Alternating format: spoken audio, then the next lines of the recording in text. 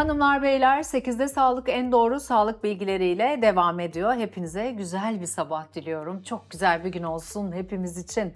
Bugün 20 yaş dişleri ve ortodonti. Herkes TV8 ekranları başına merak ettiğimiz bir konu 20 yaş dişleri. Biraz başımıza bela olabiliyor biliyorsunuz. Ortodonti uzmanı Doktor Nurcan Kutucu Dülger şu anda yayın konuğum. Nurcan Hanım'ı tanıyorsunuz artık zaten. Çok güzel anlatıyor bize her zaman. Nurcan Hanımcığım hoş geldiniz. Hoş bulduk. İyi sabahlar olsun. İyi sabahlar. Bugün 20 yaş dişini bize tanımlayabilir misiniz? 20 yaş dişini biraz konuşalım. Zaten ortodontide de çok büyük yeri olduğu için çok yerinde bir konu oldu bugün konumuz. Evet. 20 yaş dişleri yaklaşık olarak böyle 17-25 yaşları arasında aslında ağza çıkmak isteyen bizim son çıkan dişimiz. Üçüncü büyük azı dişimiz, en arka bölgede bulunan ve buna bağlı da zaten son çıktığı için bazı problemler yaşadığımız bir dişimiz aslında. Peki bu dişler ortodontik olarak problemlere yol açabiliyor mu? Aslında şöyle Ne zaman çıkacağı da belli olmuyor. Evet. Çok ileri yaşlarda da duyabiliyorum ben mesela. Gömülü kalırsa, eğer yer bulabilirse daha sonradan o şekilde de ağzımızda görebiliriz. Ya da aslında var ama röntgenlerle baktığımızda kemik içerisinde bulunduğunu görebiliriz. Yani 20 yaş dişleri biraz ne yazık ki ortodontik açıdan problem yaratabilen dişler. Ama şöyle, sadece 20 yaş dişlerinin varlığı bizde çapraşık yaratıyor diyemeyiz. Yani sadece var olmaları yüzünden bir problem yaşıyor değiliz. Aslında bu çalışmalarla da kanıtlanmış bir şey. Çünkü 20 yaş dişi hiç olmayan kişilerin de ağzında çapraşıklık olabiliyor. Yani çapraşıklığın tek sebebi onlar diyemeyiz ama eğer pozisyon olarak çok yan duruyorlarsa, yandaki dişe baskı uyguluyorlarsa, böyle yatık bir şekilde duruyor bazen. Evet. O şekilde baskı uyguluyorlarsa ne yazık ki bazı problemlere yol açabiliyor. Peki bu durumlarda 20 yaş dişlerinin ortodontik tedavileri için her durumda çekim olabiliyor mu? Her zaman aslında çekim önermiyoruz. Eğer o diş çıkmışsa düzgünce, kullanılabiliyorsa, eğer fonksiyon görebiliyorsa, alttaki ve üstteki düzgünce temas edebiliyorsa, bir sorun yaratmıyorsa ve biz oraya doğru bir diş hareketi planlamıyorsak ağızda kalabilir. Ama eğer dediğim gibi gömülü olma durumu, yarı gömülü olma durumu, yandaki dişlere baskı uygulama durumu, eğer bunlar yaşanıyorsa ne yazık ki onların çekimini istiyoruz. Peki 20 yaş dişi çıktı diyelim. 20 yaş dişleri çıktı ve düzgün kullanılmıyorsa çektirmemiz gerekiyor mu? Kesin çektirmemiz mi gerekiyor? Evet, yani eğer o bölgede bir hareket planlıyorsak çabuk da çürüyor değil mi 20 gerekiyor. yaş dişi? Evet, ne yazık ki. Yani Neden çabuk çürüyor? Normal dişe göre dayanıksızlık söz konusu gibi değil mi? Aslında yapısal olarak çok fazla çeşitliliği olan bir diş. Yani standart bir yapısı yok. Mesela bizim tellerde de, diş tellerinde 20 yaş dişine uygun bir braket dediğimiz o telden bile yok. Yani ortodontik tedaviye çok dahil edilebilen bir diş değil. Çünkü bir standartizasyonu yok. Kimi kişide biraz daha yuvarlak, kimi de daha köşeli vesaire. Hani diş kişiden kişiye 20 yaş dişi çok fark ediyor. Çünkü birazcık da böyle bir doğal seleksiyona uğruyor gibi bir durum da var aslında 20 yaş dişlerinde. Artık kimilerinde hiç yer bulamadığı için çıkmamasının dışında kimisinde hiç oluşmuyor da. Böyle de bir durum var. O zaman her ortodontik tedavide 20 yaş dişleri çekilmiyor bu durumda. Evet.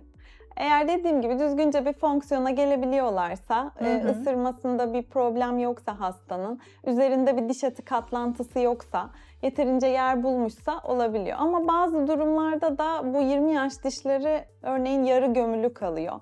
Yarı gömülüde de bir miktarı çıkıyor ağız içerisine ama bir miktarı İçeride üzerinde kalıyor. diş eti örtmüş oluyor üstünü ve o diş etinin de altına sürekli bakteriler, yemek artıkları kaçtığı için o bölgede enfeksiyonlar olmaya başlıyor, ağız kokusu olmaya başlıyor. Hastaları gerçekten üzen bir durum. Ediyor. Çünkü her ay aslında problem yaşıyorlar. Aslında ben de onlardan biriydim. Ne yazık ki ben de çektirmek zorunda kaldım. Bir süre sonra dayanılacak gibi olmuyor çünkü. Hani devam eden bu tarz kronik enfeksiyonlar ağız sağlığımız için de iyi değil. Ağzımızın bakteri florasını çok arttırıyor çünkü. O yarı gömülü dişlerin de çekilmesi gerekiyor ne yazık ki. Çekilmesi gerekiyor. Peki yani o zaman şunu demek istiyorsunuz değil mi Nurcan Hanım? Yani gömülü dişin zararı var. Gömülü kalmaması gerekiyor. Ya şöyle ona birazcık yarı gömülü evet, olursa... yarı gömülü kesin zararlı. Yani Zararlı. bir süre sonra illaki sıkıntı çıkarıyor. Gömülü kalması peki? O noktada cerrahla birlikte değerlendiriyoruz aslında. Bazen çünkü sinirle çok yakın ilişkisi oluyor. Alt çenemizden bizim böyle alt dişlerimizi, dudağımızı besleyen bir damar sinir paketi geçiyor. 20 yaş dişleri de kemiğin içinde kaldığı zaman o damar sinir paketine çok yakından geçiyor. Bazı durumlarda bu operasyonu yapmak biraz riskli olabiliyor. Eğer dişlenmeden çok uzaksa o diş ve ben ortodontik olarak geriye bir hareket planlamıyorsam ve eğer cerrah da risk görüyorsa, yani çok aşağıda çok kemik kaldırmamız gerekecek, sinir uyuşukluk kalma riski olabilir, sinir hasarı olabilir diyorsa o zaman çektirmeyebiliyoruz açıkçası. Ama eğer dediğim gibi geriye bir hareket planlıyorsak çektiriyoruz ama tabii uyuşukluk gibi riskler var. Onları mutlaka hastalarla önceden paylaşıyoruz eğer sinire yakınsa. Peki neden gömülü kalır? Çıkmaz, öyle kalır. Evet. Yani şöyle Herkes aslında, de aynı olmuyor tabii. Evet, o da biraz gelişimsel bir şey aslında. Eskiden Genetik. evet, atalarımız aslında birazcık daha lifli, sert gıdalar yiyordu. Biz günümüzde onlara göre çok daha pişirilmiş, yumuşak gıdalar tüketiyoruz. Buna göre de bizim çene gelişimlerimiz, kas gelişimlerimiz aslında atalarımıza Uyarlandı. göre çok farklı. Öyle olunca aslında 20 yaş dişlerine hem ihtiyaç kalmıyor hem yer kalmıyor.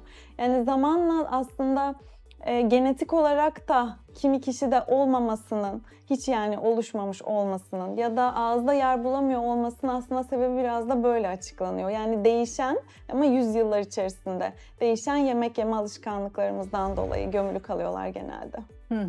Peki bazen doktorlar 20 yaş dişlerini çekmek istemiyorlar. Bunun sebebi ne?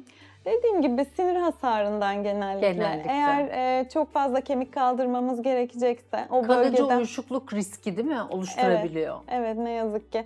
Oradan geçen o damar sinir paketine zarar vermemek lazım. Onda da eğer çekilmek zorundaysa o diş, bazen çünkü kistik yapılar da oluşturabiliyor.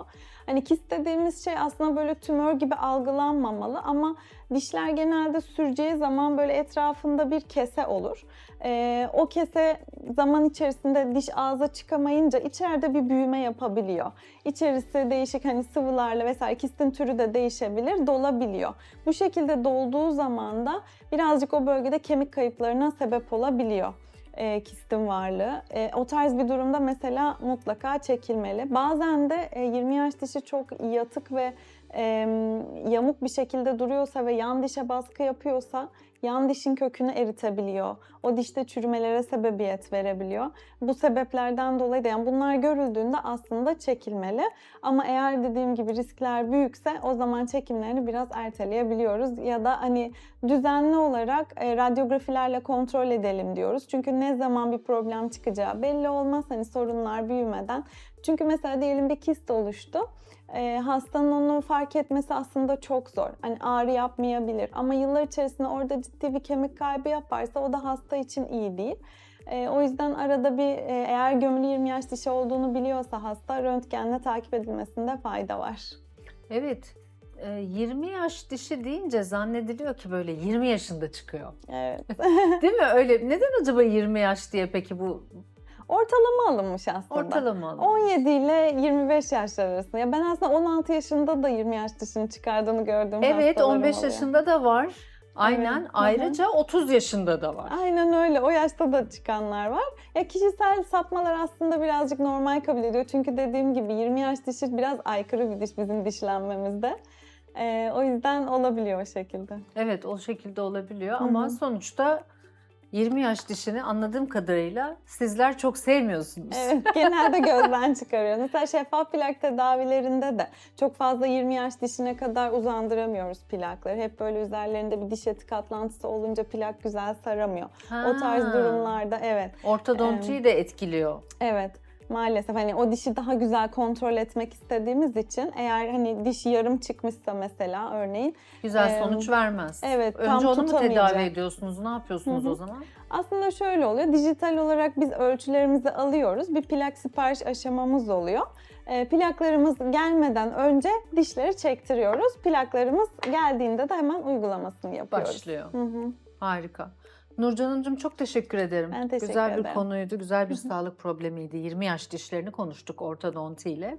Ağzınıza sağlık, çok teşekkürler. Teşekkür ederim, sağ olun. Hanımlar beyler 8'de sağlık tüm hızıyla devam ediyor. Hemen geri geliyorum.